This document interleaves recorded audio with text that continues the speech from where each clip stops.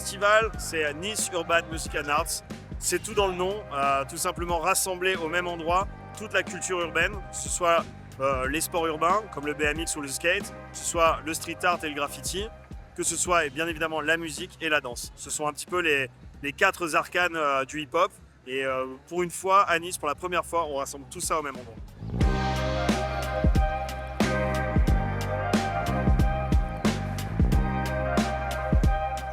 Pour moi, un sport comme le BMX a toute sa place dans un festival de cette ampleur qui est tourné vers l'art urbain. Parce que voilà, on fait des sports qui sont aussi des arts quelque part, donc ce sont des arts urbains qui rentrent tout à fait dans le cadre d'un tel festival.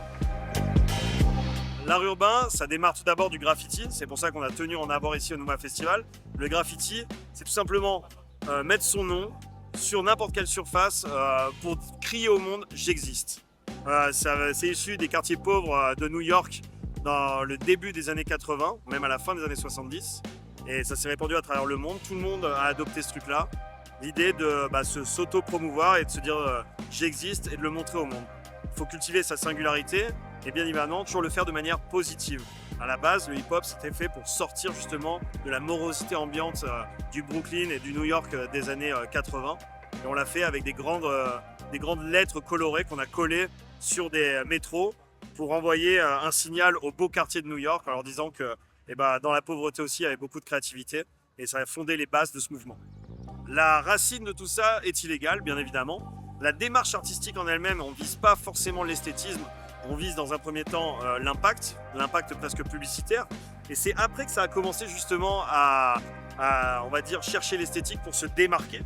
Et à partir du moment où les graffeurs sont passés dans la recherche d'esthétique, ça a commencé à changer et on a trouvé un moyen de le légaliser. Des gens ont voulu avoir des œuvres sur leur mur et c'est ainsi que le mouvement est passé progressivement dans la légalité.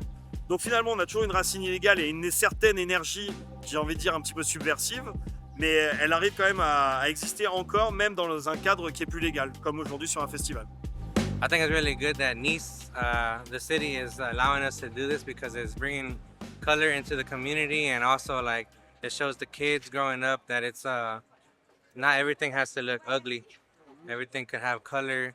You know, the walls don't have to be like gray. They can have like beautiful colors and people can envision like a better future.